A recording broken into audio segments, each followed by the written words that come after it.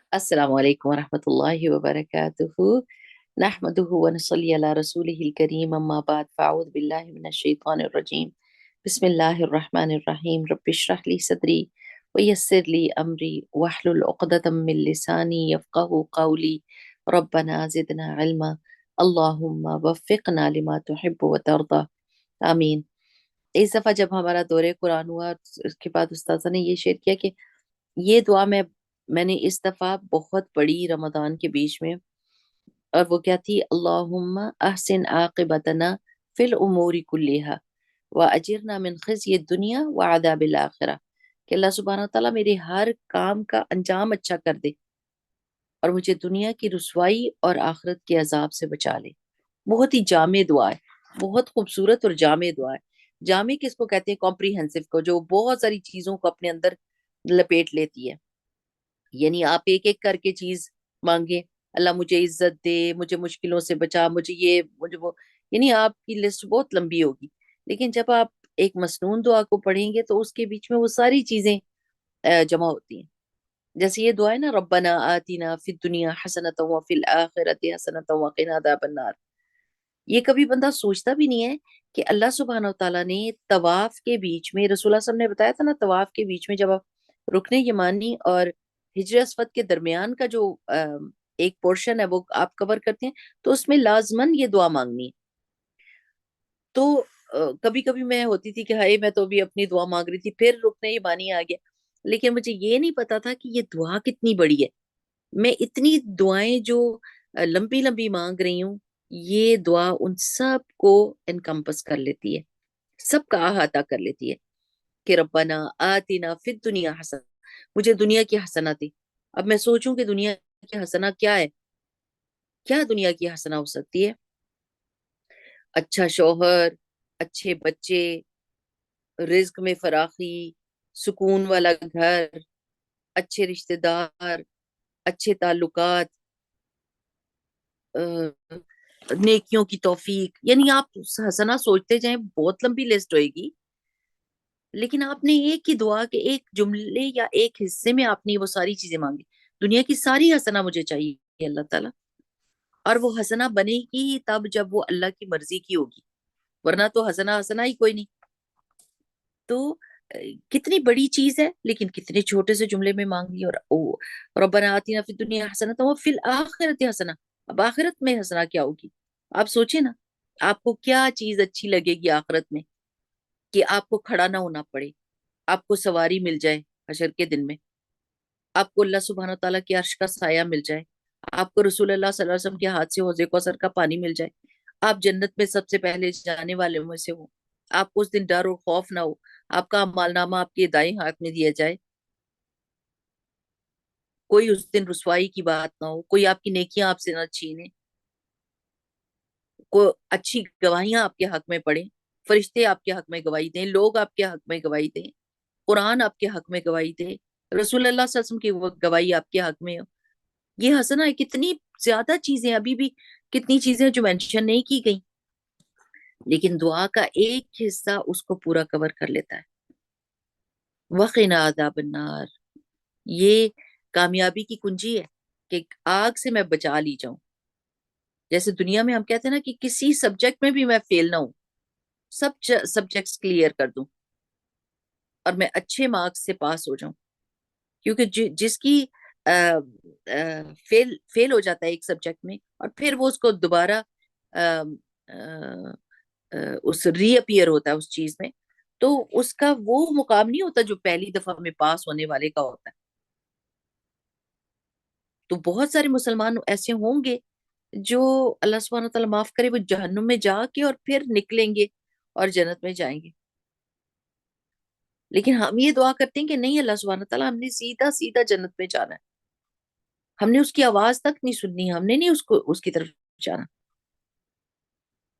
تو یہ ایک دعا، اسی طرح یہ دعا بھی بڑی جامع ہے کہ اللہم احسن عاقبتنا فی الامور کلہا، ہر چیز کا انجام اچھا کر، اچھا کا مطلب کیا؟ اللہ تعالیٰ کی مرضی کے مطابق ہو۔ وَأَجِرْنَا مِنْ خِزْيِ الدُّنْيَا، اور ہمیں بچا لے دنیا کی رسوائی سے۔ دنیا کی رسوائی بہت ہمارے اخلاق کی وجہ سے ہو سکتی ہے، ہمارے اعمال کی وجہ سے ہو سکتی ہے، گناہوں کی وجہ سے ہو سکتی ہے، دنیا میں رسوائی ملتی، آپ نے ان سب چیزوں سے پناہ مانگ لی اللہ تعالیٰ کی، وعذاب الآخرہ، اور آخرت کے عذاب سے بھی. سو دعائیں make such a big difference in our life. لیکن وہ دعا جو دل کے حاضر ہونے کے ساتھ، آپ کا دل انوالوڈ ہونا چاہیے آپ کی دعا میں. زبان سے بات نہیں بنتی، دل اور دماغ سب ایک پیج پہ ہونے چاہیے، تب جا کے دعا کی قبولیت ہوتی ہے. صحیح ہے نا؟ اس میں میں اتنا مزے کا وہ واقعہ ہے اور میں سب کو سناتی ہوں کہ حجاج بن یوسف جو ہے نا بہت ظالم بندہ تھا، بہت ظالم تھا. اس نے بہت سارے صحابہ کو، تابعین کو مروا دیا تھا. لوگ اس سے بہت ڈرتے تھے. تو وہ ایک دن حرم میں داخل ہوا اور دیکھا کہ کوئی اندھا بندہ ہے اور اس کی بینائی چلی گئی تھی اور وہ بیٹھا دعا مانگ رہا تھا. تو اس نے اس کو مار کے ٹھوکا اور کہا کہ کیوں ہے، کیا مانگتے ہو؟ اس نے کہا میں اللہ تعالیٰ سے بینائی مانگتا ہوں. کہتے کتنے عرصے سے مانگ رہے ہو؟ کہتے کتنے سال ہو گئے. تو اس نے کہا یہ میں 3 دن دیتا ہوں تم کو. یہ تو ایسی جگہ ہے جہاں ہر دعا قبول ہوتی ہے. 3 دن کے بعد اگر تمہاری بینائی نہ آئی تو میں تمہیں مروا دوں گا، گردن اڑا دوں گا تمہاری. وہ تو اس سے بھاگ نہیں سکتا تھا. اس نے جو رو رو کے دعائیں مانگی کہ اللہ تعالیٰ میری تو جان خطرے میں پڑ گئی ہے، مجھے جلدی سے میری بینائی دے دو. 3 دن کے بعد آیا تو وہ دیکھ رہا تھا، اس کی آنکھیں ٹھیک تھی. تو اس نے کہا کیوں؟ تو اس نے کہا ہاں میں نے دعا مانگی ہے اور میری دعا قبول ہوگی. تو اس نے کہا کہ تمہاری دعا اس لیے قبول ہوئی ہے کہ اب تم نے تڑپ کے مانگی ہے، پہلے تم اس طرح دعا نہیں مانگ رہے تھے. اور یہ جگہ ہے جہاں دعائیں قبول ہوتی ہیں. تو بات ساری یہ کہ ہم ساری زندگی ری ری ری ری ری ری کر کے دعائیں مانگتے رہتے ہیں اور دعا کے بیچ میں کوئی جان نہیں ہوتی، تڑپ نہیں ہوتی. جب ہم تڑپ کے مانگتے ہیں نا کہ اللہ تعالیٰ آپ نے دینا ہی دینا ہے، مجھے دیں، میں بہت مصیبت میں، بہت پریشانی ہوں، مجھے سکون دے، اطمینان دے، مجھے ہنسنا دے، تو پھر اللہ تعالیٰ دے دیتے ہیں. تو دعا کے بیچ میں یہ ساری چیزیں شامل ہونی چاہیے. اچھا، اب ہم جو ہے نا، ہم چیپٹر بڑا ہی امپورٹنٹ اور بہت ہی انٹرسٹنگ چیپٹر ہے اور وہ ہے صلہ رحمی کا. اور ہم نے پچھلی دفعہ یہ پڑھا تھا کہ کس طریقے سے ہم اپنے رشتہ داروں کو، ماں اور باپ دونوں کی طرف سے جو رشتہ دار ہمارے ہوتے ہیں نا، ان کے اور ساتھ تعلق کو مضبوط کیسے رکھ سکتے ہیں، کون سا طریقہ ہو سکتا ہے. اور ہم نے سارے طریقے دیکھے تھے. بہت ساری چیزوں کو اگنور کرنا پڑتا ہے. رشتہ دار تنگ کرتے ہیں آپ کو، بادر کرتے ہیں، اور رشتہ داروں سے آپ کی ایکسپیکٹیشن بہت زیادہ ہوتی ہیں اور ان ایکسپیکٹیشنز کی وجہ سے ٹسل ہو جاتی ہے. آپ کا وہ ٹاکرا ہو جاتا ہے. آپ ایک دوسرے کے برابر ایک لیول پر آ کر اور آپ مقابلہ کرتے ہیں. وہ دے گا تو ہم دیں گے، وہ بلائے گا تو ہم بلائیں گے، وہ عزت دے گا تو ہم بھی عزت دیں گے، وہ ہمارے ساتھ برا کرے گا تو ہم بھی اس کے ساتھ برا کریں گے. رشتہ داروں کے ساتھ یہ چلتا ہے. دوستوں کے ساتھ ہم زیادہ معافی کا معاملہ کرتے ہیں. میں آپ سب سے کہتی ہوں آپ سب لوگ غور کریں، میں بھی اور آپ بھی، ہم ایسے ہی کرتے ہیں نا. ہم دوستوں کے ساتھ معافی کا معاملہ کرتے ہیں، ہم ان کو اگنور کرتے ہیں، ان کی غلطیوں کو فورگیو کرتے ہیں اور پھر سے ویسے ہی ہو جاتے ہیں. لیکن جیسے ہی معاملہ رشتہ داری پہ آتا ہے تو پھر ہمارے طور طریقہ فرق ہو جاتا ہے. ہم ایک دم مقابلہ بازی پر اتر آتے ہیں اور ہم یہ نہیں سوچتے کہ رسول اللہ صلی اللہ علیہ وسلم نے یہ فرمایا تھا کہ صلہ رحمی یہ نہیں ہے کہ کوئی تمہارے ساتھ اچھا کرے تو تم بھی اچھا کرو اور کوئی برا کرے تو تم برا کرو، بلکہ صلہ رحمی یہ ہے کہ کوئی تمہارے ساتھ برا بھی کرے تو تم اس کے ساتھ اچھا کرو. اور صلہ رحمی کو کیوں اتنی زیادہ اہمیت دی گئی ہے کہ کوئی اگر اس کو کاٹے گا تو اللہ اس کو کاٹے گا، اور جو اس کو جوڑے گا اللہ اس کو جوڑے گا. کیوں اتنی بڑا انسینٹیو بھی دیا گیا اور اتنی بڑی سزا کا بھی کہا گیا؟ کیونکہ یہ آپ کی سپورٹ ہوتے ہیں. اس کی وجہ سے آپ سالڈ ہوتے ہیں اس دنیا میں. اللہ تعالیٰ نے آپ کے مددگار فراہم کیے ہیں. اگر دنیا میں مددگار نہیں بھی ہے نا، کیونکہ اکثر و بیشتر کیا ہوتا ہے کہ رشتہ دار آپ کو بادر کرتے ہیں، آپ کو تنگ کرتے ہیں. Instead of giving support to you, they are kind of burden. یہ پتہ کیا کریں گے؟ جنت کی سیڑھی بن جائیں گے، جنت کا برج بن جائیں گے. کیونکہ آپ کی کافی ساری غلطیاں دھل دھل آ جائیں گی ان کی تکلیف دینے کی وجہ سے. جیسے پیچھے ہم نے پڑھا تھا نا ایک چیپٹر کے بیچ میں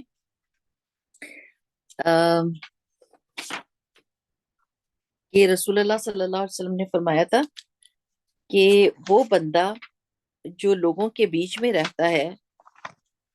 ابھی کسی نے میرے سے یہ کوشچن بھی کیا تھا کہ اس حدیث کا کیا مطلب ہے کہ قال رسول اللہ صلی اللہ علیہ وسلم. یہ اس چیپٹر کا نہیں ہے لیکن میں آپ کو حدیث پڑھ کے سنا رہی ہوں کہ المؤمن الذی یخالط الناس، وہ مومن جو لوگوں کے ساتھ گھل مل کر رہتا ہے، وَيَصْبِرُ عَلَىٰ أَذَاهُمْ، اور ان کی تکلیفوں پر صبر کرتا ہے، اعظم اجرم، اجر میں بہت بڑا ہے.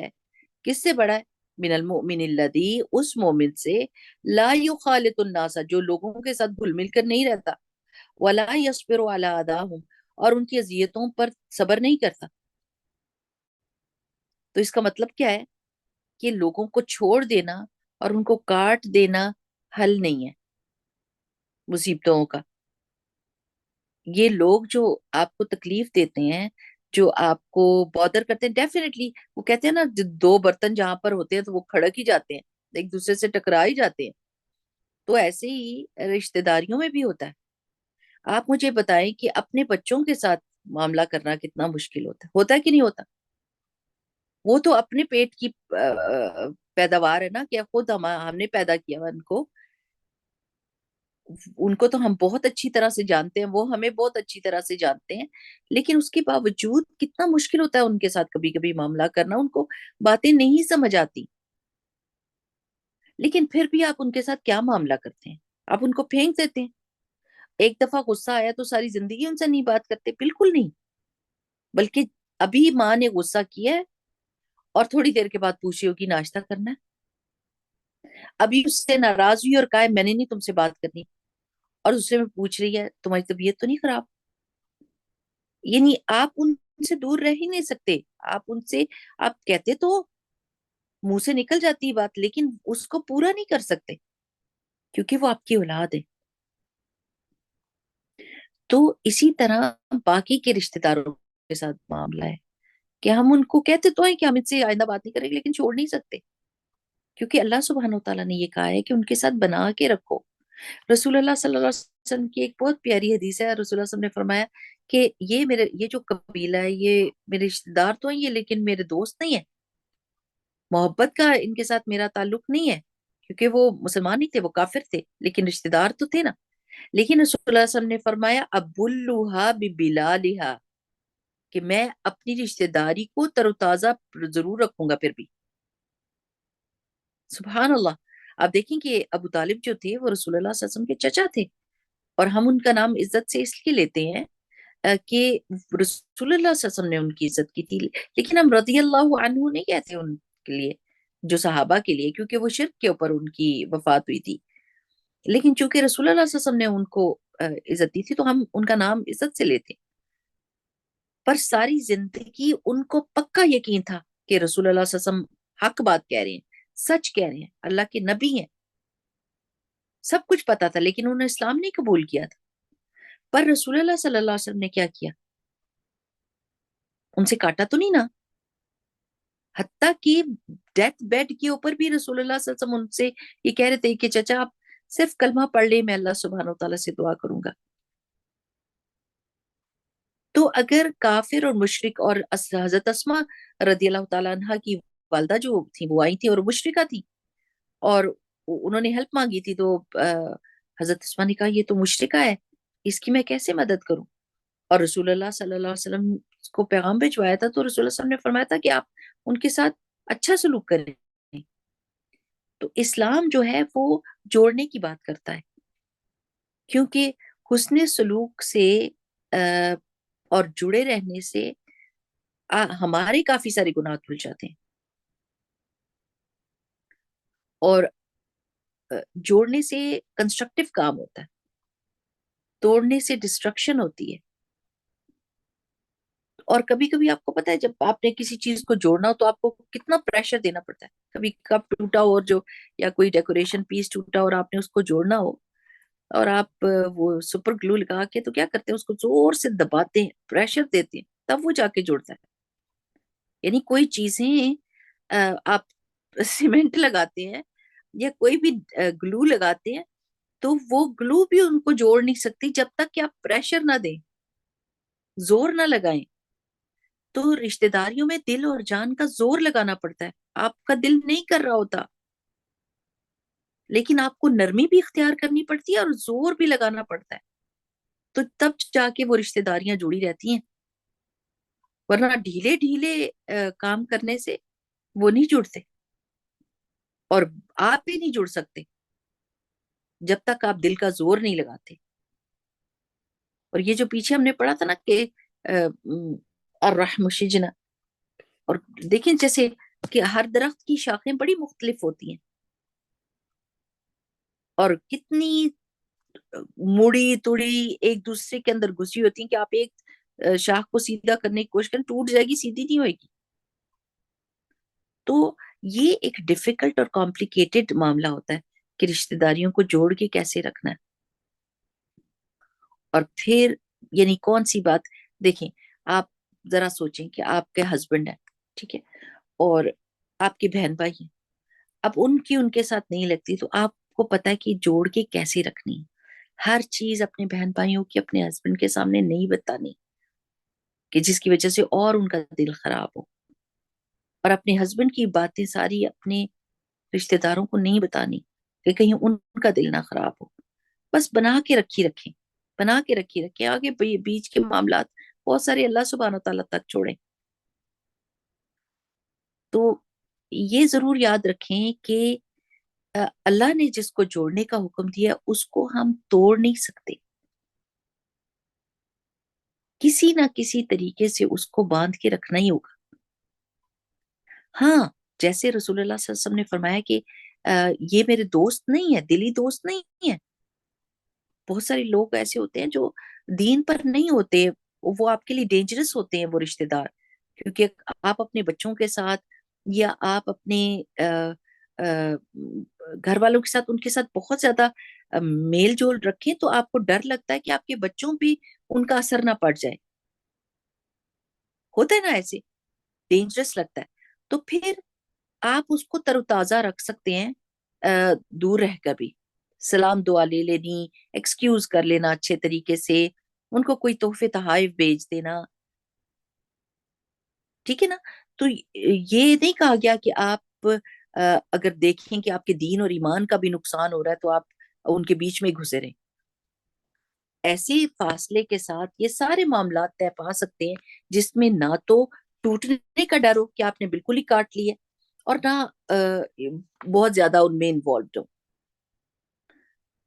تو یہ ساری باتیں ہم نے یاد رکھنی. آج ہم اپنی اگلی حدیث پڑھیں گے انشاءاللہ تعالی، اور وہ ہے ان محمد ابن جبیر ابن مطعم، 237 حدیث ہے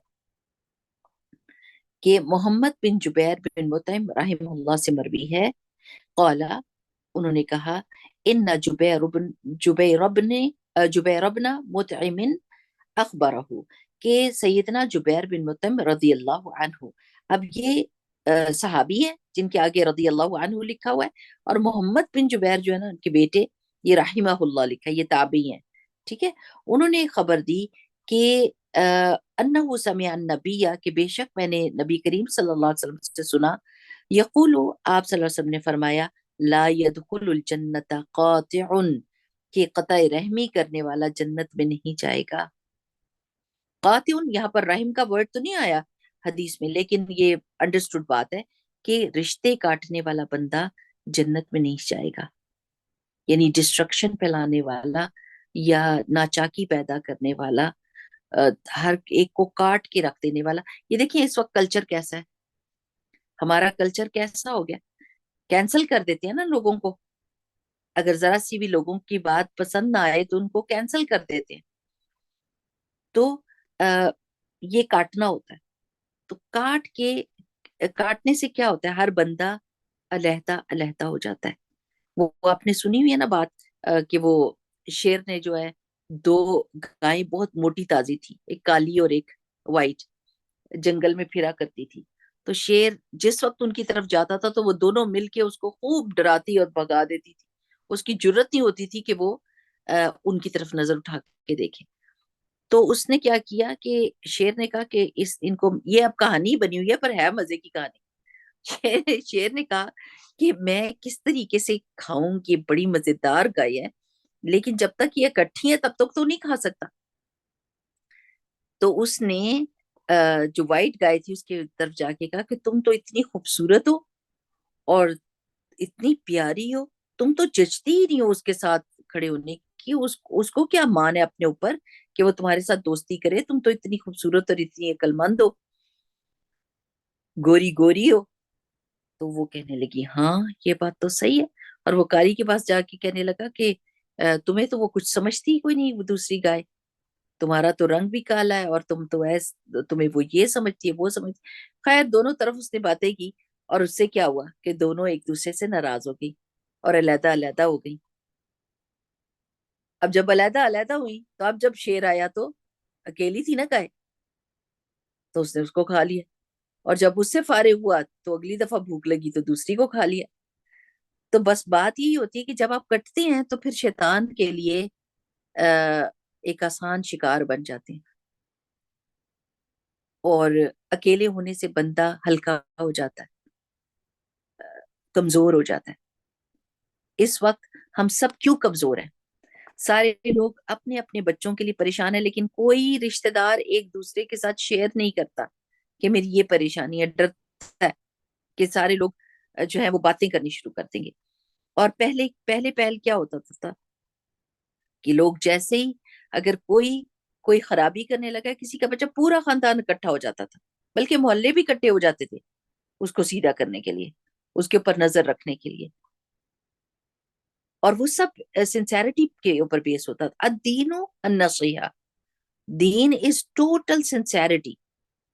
دین ہے ہی سنسیرٹی پہ بیس کہ آپ دوسرے کا دھیان رکھیں اور اس سے پیار کریں.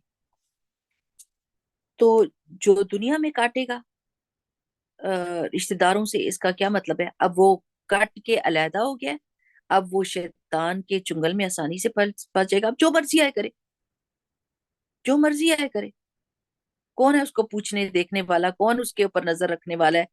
کس کا اس کو ڈر ہوگا؟ یہ پیئر پریشر جو ہوتا ہے اچھے طریقے سے، ایک اچھا بھی پیئر پریشر ہوتا ہے نا، کہ خاندان کا ڈر ہوتا ہے، عزت کا ڈر ہوتا ہے، اپنے ماں باپ کی عزت کا ڈر ہوتا ہے. اب یہ چیزیں سب ختم ہو گئی کیونکہ لوگ کٹ کے علیحدہ علیحدہ ہو گئے. ہر بندہ کہتا ہے آئی ڈونٹ ایون کیئر. وہ سارے جو لحاظ تھے اور جو ویلیوز تھیں وہ کیسے ختم ہوئی؟ کٹنے سے ختم ہوئی نا. جب تک اکٹھے تھے تو لحاظ رہتا تھا، بیٹے اٹھو، بڑے آئے ہیں، بیٹھنے کے لیے جگہ دو، سلام کرو، پانی کا گلاس پکڑاؤ، جلدی اٹھو. اب پوچھتے ہیں کیوں؟ وہ خود نہیں اٹھ سکتے. اور کھڑے ہونے کا کیا مقصد ہے؟ کھڑے کیوں ہو؟ ہم کیوں دروازے پہ جائیں؟ السلام علیکم دور سے کھڑکا دو. یعنی وہ ساری ویلیوز جو ہے نا ہمارے ہاتھ سے چلی گئی ہیں. اور وہ کس لیے گئی ہیں؟ کیونکہ ہم اپنے اپنے گھروں میں سارے اکیلے اکیلے ہیں. جب تک میل جول رکھتے ہیں تو پھر یہ ساری ویلیوز جو ہیں وہ تازی رہتی. تو یہ رسول اللہ صلی اللہ علیہ وسلم نے فرمایا. پھر اگلی حدیث کیا ہے؟ عن ابی ہریرہ رضی اللہ عنہ انہ قال، کہ ابو ہریرہ رضی اللہ تعالیٰ عنہ سے روایت ہے کہ انہوں نے کہا سمعت رسول اللہ صلی اللہ علیہ وسلم، کہ میں نے رسول اللہ صلی اللہ علیہ وسلم سے سنا، یقول آپ فرمایا کرتے تھے، من سرہ، جس کو یہ بات پسند ہو، ان یبسط، کہ پھیلا دیا جائے، وسیع کر دیا جائے، لہو اس کے لیے، فی رزق ہی اس کے رزق میں، یعنی اس کے رزق میں وسعت پیدا کر دی جائے، زیادہ کر دیا جائے، ایکسٹینڈ کر دیا جائے. وَإِن يُنْسَأَ، اور ڈیلے کر دیا جائے، پوسٹ پون کر دیا جائے، یعنی اور زیادہ زندگی دے دی جائے، لہو اس کے لیے، فی اثر ہی اس کی زندگی میں، اس کے آثار میں، اس کو اور زیادہ ڈھیل دے دی جائے، اور زیادہ وقت دے دیا جائے، زندگی میں اضافہ ہو جائے. فلیاسلو، تو اس کو چاہیے کہ وہ جوڑے رحمہ اپنی رشتہ داری کو. وہ صلہ رحمی کرے. تو یہ دو چیزیں تو سارے لوگوں کو بہت پسند ہوتی ہے. کون سا بندہ جو یہ کہے کہ مجھے بس تھوڑا ہی کافی ہے، میرے پاس تھوڑے پیسے ہو ٹھیک ہے، اور میری تھوڑی زندگی ہو. نہیں، ہر بندے کو یہ دل کرتا ہے کہ اس کا رزق بھی زیادہ ہو اور اس کی عمر بھی لمبی ہو. تو یہ خوشخبری ہے لوگوں کے لیے. تو کس کے لیے خوشخبری ہے؟ کہ جو صلہ رحمی کرے اس کے رزق میں اضافہ کر دیا جاتا ہے. دیکھیں، آپ کو جب رشتہ داریاں نبھانے کے لیے رزق نہیں چاہیے ہوتا، اس لیے کہتے ہیں نا جو خرچ کرتا ہے اس کو اللہ تعالیٰ اور دیتا ہے نا. یہی بات، جو خرچ کرتا ہے اللہ تعالیٰ اس کو اور دے دیتا ہے، کیونکہ اللہ تعالیٰ کو پتا ہے کہ یہ نکالتا رہتا ہے تو اس کو چاہیے اور جو چھپا کے رکھتا ہے، بچا کے رکھتا ہے، بخیلی کرتا ہے، تو اس کا اپنا چیز بھی ضائع ہو جاتی ہے. تو جس بندے کو سر کہتے ہیں چھپی ہوئی چیز کو، دل کے اندر جو چھپی ہوتی ہے نا، تو اور خوشی بھی تو دل میں چھپی ہوتی ہے نا. تو سر کا ورڈ اس کے لیے یوز ہوا ہے کہ جس کو یہ بات خوش کر دے کہ اس کا رزق بڑھ جائے اور اس کی زندگی. اس میں یہ بھی ہے کہ زندگی، یا تو زندگی میں اللہ تعالیٰ اضافہ کر دیتا ہے، اور اللہ تعالیٰ کے پاس لوح محفوظ ہے، وہ جس چیز کو مرضی مٹا دے اور جس چیز کو مرضی لکھ دے. اللہ کے اوپر ہے کہ کسی کی زندگی میں اضافہ کر دے، بے شک وہ کر سکتا ہے. اور یا پھر اس کا یہ مطلب ہے کہ زندگی تو اس کو وہی ملے جو اس کی لکھی ہوئی تھی، لیکن اس کے آثار بہت سٹرونگ ہوں. یعنی چھوٹی زندگی میں بھی وہ ایسے کام کر کے چلا جائے جو اس کے لیے صدقہ جاریہ بن جائے. جیسے آپ نے دیکھا ہوگا کہ بہت سے علماء ایسے تھے کہ جن کی 33 ایئرز آف ایج، احمد بن حنبل رحمہ اللہ، وہ بہت چھوٹی ایج میں فوت ہوئے تھے، لیکن انہوں نے کام ایسے کیے ہیں کہ جس کی وجہ سے آج تک لوگ ان کی کام سے فائدہ اٹھاتے ہیں، ان کی کتابوں سے فائدہ اٹھاتے ہیں، ان کی دین کی سمجھ سے فائدہ اٹھاتے ہیں. تو as if that he is still living, ان کی زندگی یعنی چل رہی ہے. بندہ زندہ ہی رہتا ہے نا، لوگوں کے دلوں میں زندہ رہتا ہے، لوگوں کی باتوں میں زندہ رہتا ہے. جب تک آپ ان کی دی ہوئی سوچ کو انجوائے کریں گے اور ان کے تھرو دین کو سمجھیں گے، ان کی اچھی باتوں کو سنیں گے اور اس سے متاثر ہوں گے، تو وہ ان کے آثار ہیں نا، کہ وہ ان کے آثار ابھی تک چل رہے ہیں. اور جیسے جیسے لوگ ان کی بات سن کے اور دین کے اوپر آتے ہیں تو ان کو اجر اور ثواب ملتا ہے. ٹھیک ہے نا. تو یہ مطلب یہ ہو سکتا ہے. تو اگر ہمیں یہ دل کرتا ہے کہ ہمارے سے اچھے اچھے کام ہوں، ہماری دنیا میں اچھے آثار ہوں، ہم اس دنیا سے جائیں تو کمی محسوس ہو، ہماری لوگوں کو کمی محسوس ہو کہ ہائے یہ وہ بنتی ہوتی تھی تو یہ کام بھی ہو جاتا تھا، یہ کام بھی ہو جاتا تھا، آسانی ہوتی تھی، مدد آ جاتی تھی، تسلی مل جاتی تھی، سکون ملتا تھا. ہم کتنی ساری آثار ہوتے ہیں نہیں ہمارے. تو جو یہ چاہتا ہے دونوں چیزیں، اس کو یہ چاہیے کہ وہ صلہ رحمی کرے. اور صلہ رحمی کوئی بھی نہیں آپ کو بتائے گا کہ یہ آسان بات ہے. It's not an easy task and it is not that simple. You can't put it in black and white. آپ نہیں ڈال سکتے کہ ہمیشہ یہ ہوگا، یہ آپ کریں گے تو یہ ہوگا، آپ اچھا کریں گے تو وہ اس طرح کا ری ایکشن ہوگا. نہیں، ان ایکسپیکٹڈ ری ایکشن ہوتے ہیں اور ڈیفیکلٹ ری ایکشن ہوتے ہیں جن کو برداشت کرنا یا ہضم کرنا بڑا مشکل ہوتا ہے. لیکن پھر یہ کام ہو کب سکتا ہے؟ جب آپ اللہ کے لیے کریں. میری پیاری بہنوں، یہ اپنے دلوں پہ لکھ لیں. اگر کوئی بھی نیکی آپ نے کنٹینیوسلی کرنی ہے یا صلہ رحمی کرنی ہے، رشتہ داریوں کو نبھانا ہے، آپ نہیں کر سکیں گے جب تک آپ اللہ کے لیے نہ کریں. اگر آپ بندوں کے لیے کریں گے نا تو دوسرے دن کاٹ کے رکھیں گے کہ اس کو خوش کرنے کے لیے کیا، اس بندے نے آپ کو یاد ہی نہیں رکھا، اس کا کوئی فنکشن ہو رہا تھا بھول گیا. اب آپ کہیں گے واٹ، میں نے تو اس کو اتنی عزت دی اور اس نے مجھے اس وقت بھی یاد نہیں رکھا. تو اچھا، اب ذرا دیکھیں میں اس کے ساتھ کرتی کیا ہوں. تو آپ نے اگر اس بیس پر کیا تھا کہ آپ کریں گے تو وہ بھی کرنا، اس کو بھی کرنا چاہیے، تو بس ختم ہو گیا. لیکن اگر آپ نے کہا کہ اللہ کے لیے بلایا تھا، اللہ تعالیٰ نے دیکھ لیا، اللہ نے اجر لکھ دیا، بس ختم ہو گئی کہانی. اس نے نہیں بلایا تو اس کا عمل اس کے ساتھ ہے.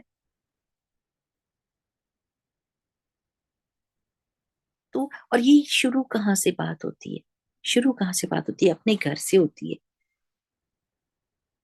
اپنے گھر سے شروعات کریں، وہاں اچھے آثار چھوڑیں، وہاں سے نرمی اور رحم دلی کا معاملہ کریں. اور یہ پتہ مشکل ہوتا ہے. آپ کو ایک دفعہ میں غصہ آ رہا ہوتا ہے اور آپ یہ سوچتے ہیں کہ یہ کام میں بالکل نہیں کروں گی، لیکن پھر تھوڑی دیر کے بعد آپ سوچنے لگ جاتے ہیں how can I fix myself? I know this is difficult and I know this is like hard on my heart, but you know what? I have to do it somehow. مجھے کرنا پڑے گا. اور پھر اپنی نیت کو کہیں، منہ سے کہیں، اپنے آپ کو بول کے کہیں اللہ کی خاطر میں کروں گی، اللہ مجھ سے راضی ہو جائے. کہیں ایسا نہ ہو کہ اس بات پر اللہ مجھ سے ناراض ہو جائے.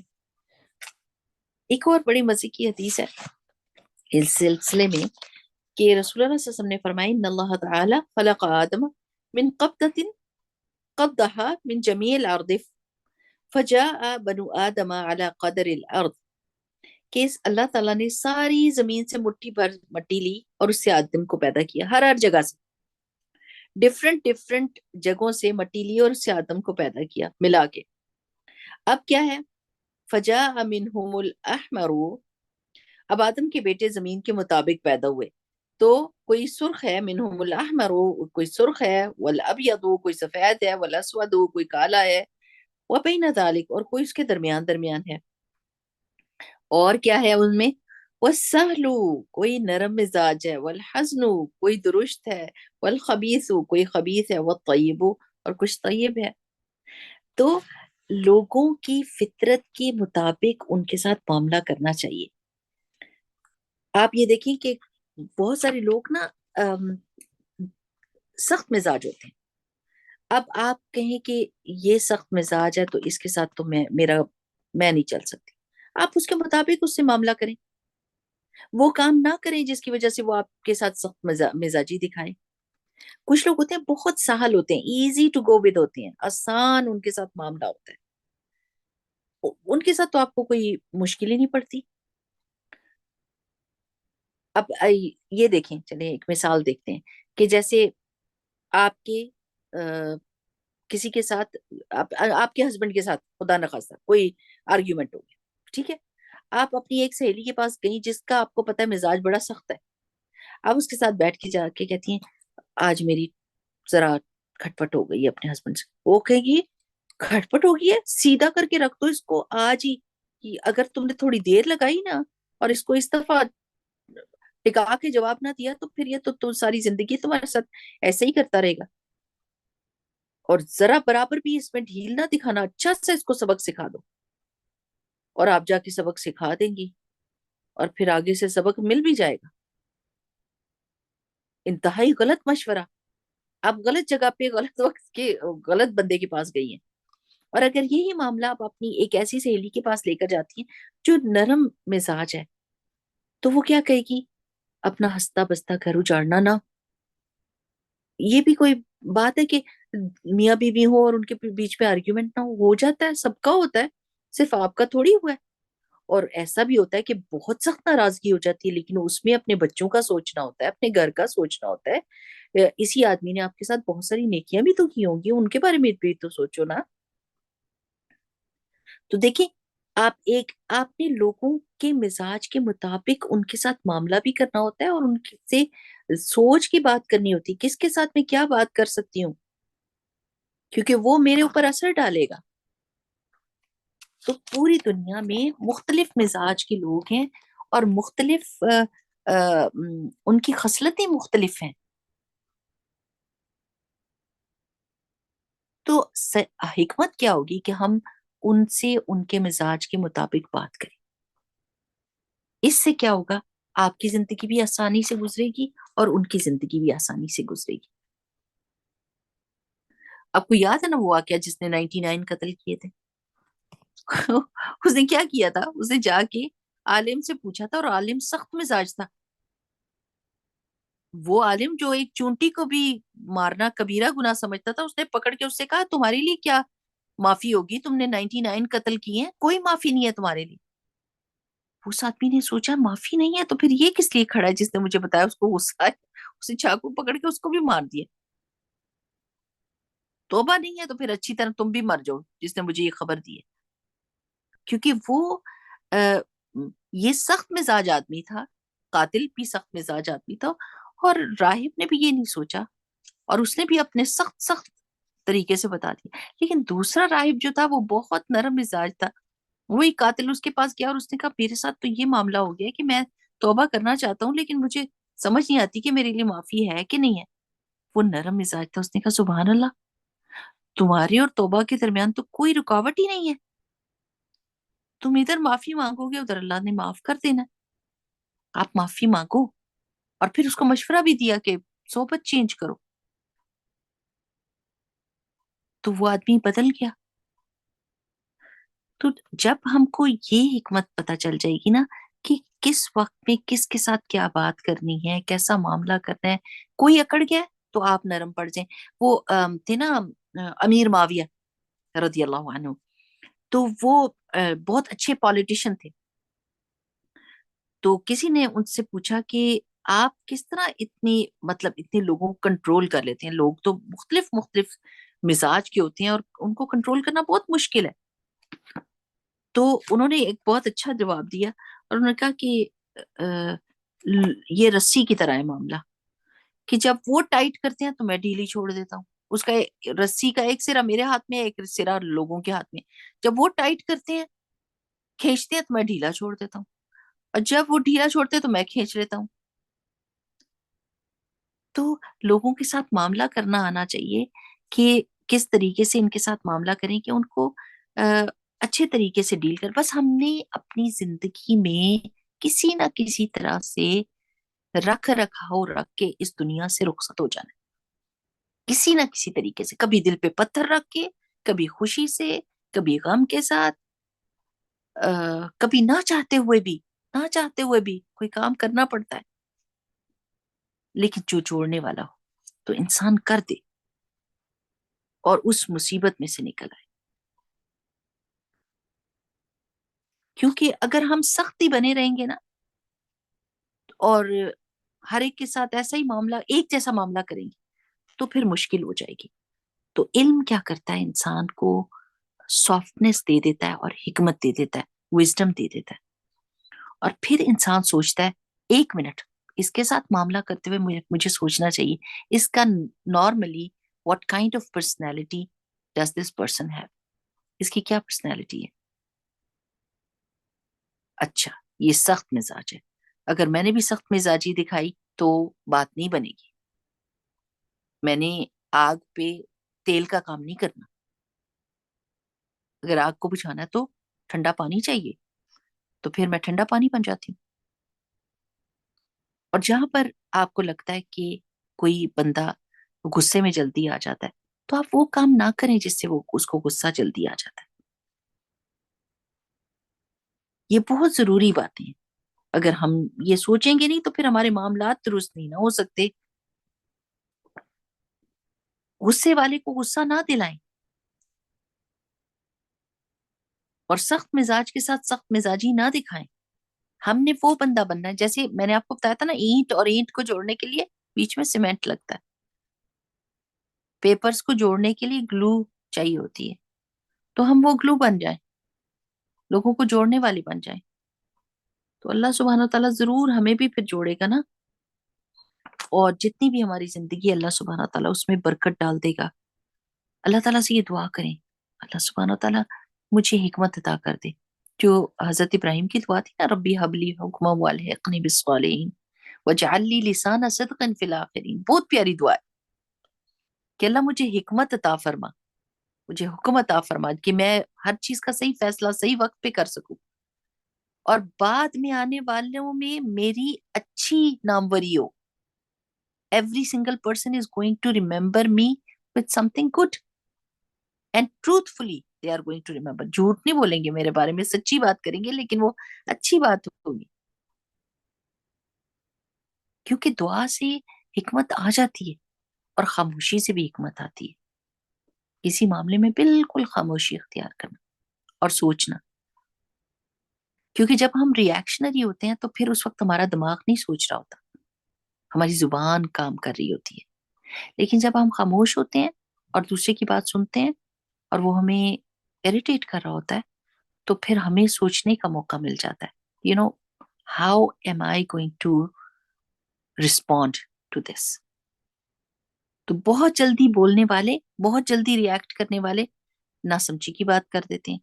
لیکن سوچ کے تھوڑی دیر بریک دیں، 1-2 منٹ. وہ جو سائیکولوجسٹ کا بڑا وائرل ہوا تھا نا ایک کلپ، وہ کہہ رہی تھی کہ جو پیچھے ہے، بیک آف دا ہیڈ، وہ حرام مغز ہوتا ہے.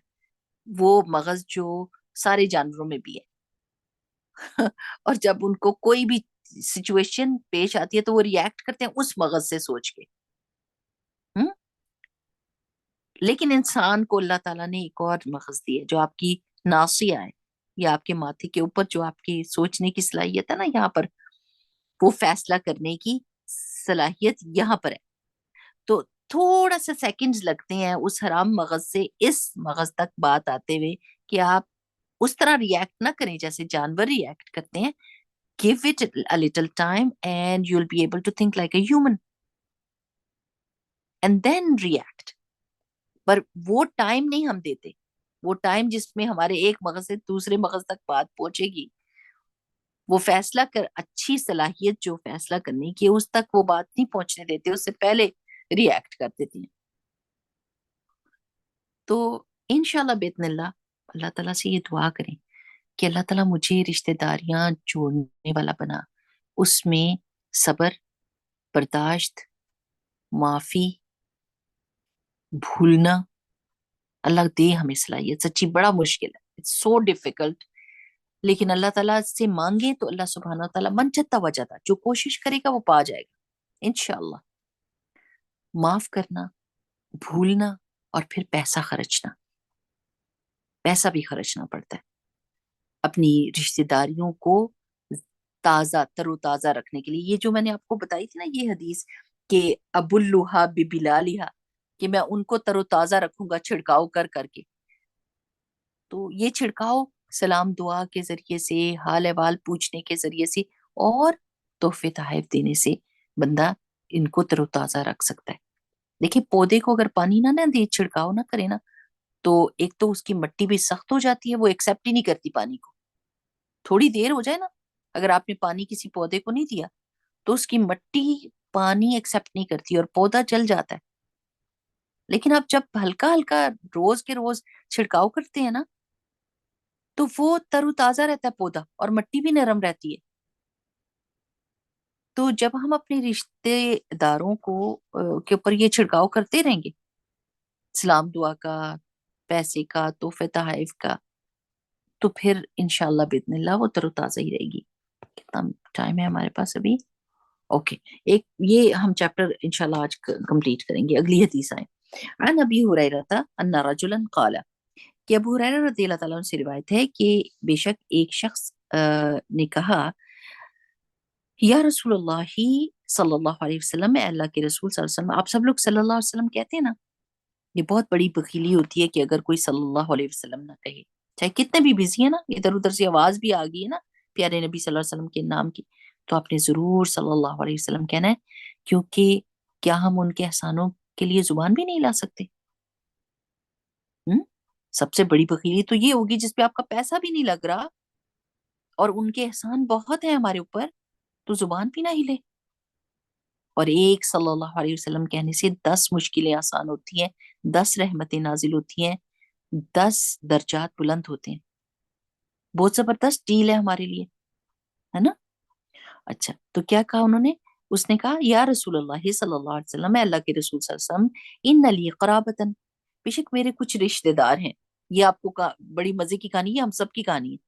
اصلہم، میں ان کے ساتھ جوڑتا ہوں، وہ یقطعونی، اور وہ میرے ساتھ کاٹتے ہیں، وَأَحْسِنُ إِلَيْهِمْ، اور میں ان کے ساتھ احسان کا معاملہ کرتا ہوں، وَيُسِيئُونَ إِلَيَّ، اور وہ میرے ساتھ برائی کرتے ہیں، وَأَحْلُمُ عَنْهُمْ، اور میں ان کے ساتھ حلم برتتا ہوں، میں بردبار ہوں.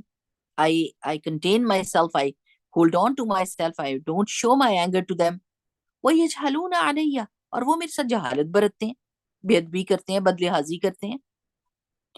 فقال، تو آپ صلی اللہ علیہ وسلم نے فرمایا لئن کنتا کما قلتا، پھر اگر تو ہے جیسا کہ تو کہہ رہا ہے اپنے بارے میں، فکا انما، تو گویا کہ بے شک، تو صفہم الملہ، تو ڈال رہا ہے ان کے منہ میں راکھ. صفو سین فا فا سے، صفوف آپ کو پتہ ہے کیا ہوتا ہے؟ اگر کوئی پیس کے کسی چیز کو کسی ساشے بنا کے دینا، جو صفوف ہوتا ہے پیسی ہوئی چیز باریک باریک، اس کو صفوف کہتے ہیں. جیسے آپ کے پاس کوئی ٹیبلٹ ہو اور آپ اس کو پیس کے اور اس کو بالکل پاؤڈر بنا دیں، اس کو کہتے ہیں. اور یہ صفہ کیا ہوتا ہے؟ راکھ نہیں جو ہوتی، جب آپ کوئلے جلاتے ہیں تو بعد میں جو راکھ بچ جاتی ہے، آپ کو پتا ہے وہ راکھ کتنی تیز گرم ہوتی ہے، ایسے لگتی ہے جیسے اس میں کوئی ہیٹ نہیں. لیکن اگر آپ اس میں سبزیاں رکھیں تو وہ گل کے بالکل نرم ہو جائے. اتنی پیاری بارش ہو رہی ہے، اللہ تعالیٰ اللہم صیبا نافعا. اچھا، تو صفوف اس کو کہتے ہیں. اور وہ گرم راکھ بڑی پینفل ہوتی ہے. اگر وہی منہ میں رکھ دی جائے، استغفر اللہ، جو سبزیوں کو اور چیزوں کو گلا کے اور پکا کے رکھ دیتی ہے، دم لگا دیتی ہے، وہ اگر کسی منہ میں ڈالی جائے تو اللہ کے رسول صلی اللہ علیہ وسلم نے فرمایا کہ اگر تم وہی کہہ رہے، جیسے تم کہہ رہے ہو اپنے بارے میں، اگر تم ایسا کرتے ہو تو ایسے جیسے تم ان کے منہ میں راکھ ڈال رہے ہو. ولا یزالو، اور نہیں کبھی زوال آئے گا. اس کا مطلب ہے ہمیشہ رہے گا. کسی چیز کو نہ زوال آئے، یہ دس از a way of Arabic language, کہ جس چیز کے بارے میں کہنا ہوتا ہے یہ ہمیشہ ہوگی، اس کو کیا کہا جاتا ہے؟ لا یزالو. اس کو کبھی زوال نہیں آئے گا، یہ ہمیشہ ہوئے گی. اور ہمیشہ رہے گا معا کا، تیرے ساتھ، من اللہ، اللہ کی طرف سے، ظہیر، ایک مددگار، ایک پشت پناہ، علیہم، ان کے خلاف. ما دمتا علی ذالک، جب تک تم ویسے ہی کرتے رہو گے جیسے تم نے بتایا، یعنی تم وہی اسی رویے پر جمے رہو گے. اب اس حدیث سے تو ہم کو بہت بہت بہت ساری باتیں پتہ چل رہی ہیں. کہ ایک تو یہ کہ یہ ایک عام بات ہے جو وہ بتا رہے ہیں نا، یہ سارے لوگ ایکسپیرینس کرتے ہیں کہ آپ رشتہ داروں کے ساتھ جوڑنے کی کوشش کرتے ہیں، وہ آپ کے ساتھ توڑتے ہیں. آپ ان کے ساتھ احسان کرتے ہیں، وہ احسان بھول کے برائی کرتے ہیں. آپ ان کے ساتھ نرمی کا معاملہ کرتے ہیں، وہ آپ کے ساتھ جہالت کا معاملہ کرتے ہیں. یا تو وہ یہ ایک بندہ سارے کام کر رہا ہوگا، یا مختلف مختلف لوگ یہ ڈفرنٹ ڈفرنٹ کام آپ کے ساتھ کر رہے ہوں گے. تو رسول اللہ صلی اللہ علیہ وسلم نے اس کی بات سنی. اب دوسرا فریق تو سامنے نہیں تھا جس کے بارے میں وہ یہ بات کیا کریں. تو رسول اللہ صلی اللہ علیہ وسلم نے یہ نہیں کہا کہ ہاں ہاں تم سچ کہہ رہے ہو، تم ایسے ہی ہوگے. جیسے ہم نہیں کرتے، بندے ہمارے پاس آتے ہیں تو ہم ان سے کیا کہتے ہیں؟ ان کے ساتھ ہی مل جاتے ہیں اور دوسرے فریق کی بات ہی نہیں سنتے. تو رسول اللہ صلی اللہ علیہ وسلم نے اس کی بات سن کے کیا کہا؟ لَإِن كُنْتَ كَمَا قُلْتَ، اگر تم ایسے ہی ہو جیسے تم کہہ رہے ہو. یعنی اس کی تصدیق نہیں کر دی کہ تم نے جو کہا سچ کہا. اگر تم جیسے کہہ رہے ہو، تم ویسے کرتے ہو، تو اس کا انجام یہ ہوگا. اس کو حوصلہ دلایا کہ جیسے تم ان کے منہ میں راکھ ڈال رہے ہو. اس کا کیا مطلب ہے؟ اس کا مطلب ہے کہ تم اچھا سلوک کر رہے ہو، اور تمہیں تو اللہ تعالیٰ ایک بیک اپ دے گا فرشتے کے ذریعے سے، جو تمہارا مددگار رہے گا. تمہارے ظاہر کہتے ہیں بیک کو، تو ظہیر وہ ہوتا ہے جو آپ کی بیک کو حوصلہ دیتا ہے، پشت پناہی کرتا ہے، بیک اپ کرتا ہے، مدد کرتا ہے. تو تمہارا تو مددگار رہے گا، تمہیں تو اللہ تعالیٰ کی طرف سے مدد آتی رہے گی. تم یہ سارے کام اللہ کے لیے کر رہے ہو، برداشت، تو اللہ تعالیٰ کی طرف سے تمہارے لیے مددگار ہوگا. ہاں ان کو جو ہے دنیا میں بھی سزا ملے گی، اور وہ کیسے؟ جلتے کٹتے ہی رہیں گے. ان کی زبان سے جلی کٹی ہی نکلتی رہے گی، ان کا دل جلتا ہی رہے گا. اور اگر دنیا میں یہ سزا نہ ملی تو آخرت میں پھر یہ سزا ملے گی. یعنی آخرت میں زبان کی برائی جو ہوتی ہے، جیسی برائی کی ہوگی ویسے ہی سزا ملے گی. جیسے رسول اللہ صلی اللہ علیہ وسلم کو دکھایا گیا تھا نا کہ کچھ لوگوں کی یہ باچھیں جو ہے، یعنی یہ جو منہ کے کنارے ہوتے ہیں، ہونٹوں کے کنارے، یہ کاٹ دیے گئے تھے. تو یہ وہ لوگ تھے جو افواہیں پھیلاتے تھے تو جیسا کوئی گناہ کرتا ہے نا تو قیامت کے دن اس طرح کا ہی اس کو بدلہ ملے گا. جیسے جو بہت تکبر کرتے ہیں اور بہت اپنے آپ کو بڑا سمجھتے ہیں وہ چونٹیوں کی صورت میں پیدا کیے جائیں گے, چونٹیوں کی شکل میں. جتنا بڑا بننے کی کوشش کرتے تھے اتنے چھوٹے قیامت کے دن ہو جائیں گے. تو جیسا کوئی کام کرتا ہے اسی کے طرح کا اس کو بدلہ ملے گا. تو انہوں لوگوں نے اگر تمہیں اپنی زبان سے تکلیف دی ہے, اذیت دی ہے, تو پھر ان کے منہ میں راکھ ڈالی جائے گی, اور وہ بھی گرم گرم راکھ. آپ دیکھیں, آپ ایک سپ لے لیتے ہیں نا کسی گرم, جیسے آپ بازار سے کوئی چیز لیتے ہیں, گرم کافی لیتے ہیں, تو بے دھیانی میں اگر آپ نے ایک سپ لے لی, اللہ اللہ اللہ, پھر اس کے بعد آپ کیا کہتے ہیں, کسی چیز کا ٹیسٹ نہیں آ رہا اور زبان جلتی ہے, مزہ ختم ہو جاتا ہے. تو یا تو زندگی میں بھی وہ جلتے کڑتے رہیں گے, ظاہر جلن ہوتی ہے کہ ہم غصہ کریں اور دوسرا بہت ہی نرم مزاج ہے, تو پھر دوسرے کو چڑ چڑھ جاتی ہے کہ یہ اتنا نرم مزاج ہے, اس کے تو نیکیاں لکھی جا رہی ہوں, میں برا بن گیا ہوں, تو اور زیادہ برے سے برا ہو جاتا ہے انسان. تو یا تو دنیا میں سزا اٹھائیں گے یا پھر آخرت میں سزا اٹھائیں گے, اور جو اچھا ہوگا اس کے لیے اللہ تعالیٰ کی طرف سے ایک مددگار ہو جائے گا. تو اللہ کی خاطر ہم اچھے نہیں بن سکتے؟ اپنے آپ سے کوشچن کریں نا, اللہ کی خاطر. اور اتنا بڑا انسینٹیو کہ اللہ کی طرف سے ایک فرشتہ میرا مددگار ہو جائے گا, اللہ کی طرف سے کوئی مددگار مجھے مل جائے گا, دنیا میں کوئی بندہ میرا ہمدرد ہو جائے گا. اکثر و بیشتر آپ نے دیکھا ہوگا کہ جب کوئی رشتہ دار بہت برائی کرتا ہے نا, اور آپ نرم نرم نرم ہوتے ہیں, اور اگر وہ کسی محفل میں بیٹھ کے آپ کے خلاف بول رہا ہو تو 10 بندے آپ کے حق میں کھڑے ہو جاتے ہیں کہ بس کر دو, انف از انف. یہ نہیں بول رہا تو اس کا یہ مطلب نہیں کہ تم صحیح ہو, تم غلط ہو, اور یہ بندہ صحیح ہے, اور تم اتنی برائی کر رہے ہو. اب برداشت نہیں ہوتا, دوسرے آس پاس کے لوگ بھی تو دیکھ سن رہے ہیں نا, تو اللہ تعالیٰ وہ مددگار فراہم کر دیتا ہے, آپ کو بولنے کی ضرورت ہی نہیں پڑتی, لوگ آپ کے حق کے لیے کھڑے ہو جاتے ہیں اور آپ کو پروٹیکٹ کرنے لگ جاتے ہیں. لیکن وہ سٹیج کب آتی ہے؟ جب ہم اللہ کی خاطر کام کرتے رہیں, یہ کام کرتے رہیں, کوشش کریں کوشش کریں, آپ کے ذمے کوشش ہے, غلطی ہوگی, لیکن اس کا یہ مطلب نہیں کہ آپ اس غلطی کو اون کریں, اس کو پکڑ کے رکھیں, اس پر جمے رہیں. غلطی کی اصلاح کر لیں. سن لیا نا آپ کہ اللہ تعالیٰ کو وہ لوگ پسند ہے جو جڑنے والے ہیں, بس جڑ جائیں. جن لوگوں سے ڈرتے ہیں سلام دعا ایٹ لیسٹ رکھیں, کوئی نہ کوئی تحفہ تحائف کو کھانے پینے کی چیز بھیج دیں. وہ اس چیز کو نہ ایکسپٹ کر نہ مانے, اس احسان کو کہیں اللہ کی خاطر کیا تھا, بس اللہ کی خاطر کیا تھا, مجھے کوئی واپس بدلہ نہیں چاہیے, بدلہ ملے یا نہ ملے, جس کی خاطر کیا تھا اس نے دیکھ لیا, اس نے سن لیا, اس نے لکھ لیا, دیٹس اٹ, ڈن ہو گیا معاملہ. باقی لوگوں کی چالیں اللہ تعالیٰ ٹیک کیئر کرنے والے, اللہ کے حوالے کر دیا کریں. وہ بڑی پیاری ایک دعا ہے, اس میں اللہ کی یہ آئی ڈونٹ نو کہ اٹ از مسنون اور پر ہر جگہ پر قرآن میں اور حدیث میں تو ملتی ہے نا, بسم اللہ حسبی اللہ توکلت علی اللہ فوضت امری الی اللہ اعتصمت باللہ ما شاء اللہ لا حول ولا قوة الا باللہ لا الہ الا اللہ.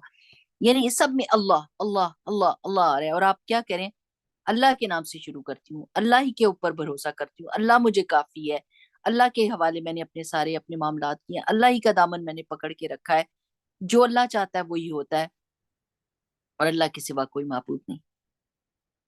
یعنی غم کے وقت جب آپ اللہ تعالیٰ کا نام ریپیٹڈلی لیتے ہیں, جب کوئی آپ کو دکھ اور تکلیف دے, تو یقین کریں ایک دم دل پکڑا جاتا ہے, دل کے اوپر ایسے جیسے پایا کسی نے رکھ دیا ہے, کوئی یعنی آپ کو آئنٹمنٹ لگا دیا اس زخم کے اوپر, اور سکون آ جاتا ہے. تو انشاءاللہ باذن اللہ, چلے ایک رہ گئی حدیث, اب میں کمپلیٹ نہیں کر سکتی, پر انشاءاللہ سوچنے سمجھنے کے لیے کافی ساری چیزیں ہیں. آپ میں سے اگر کوئی بات کرنا چاہتا ہے تو ضرور کیجیے. سبحانک اللہم و بحمدک نشہد ان لا الہ الا انت نستغفرک و نتوب الیک. السلام علیکم و رحمۃ اللہ.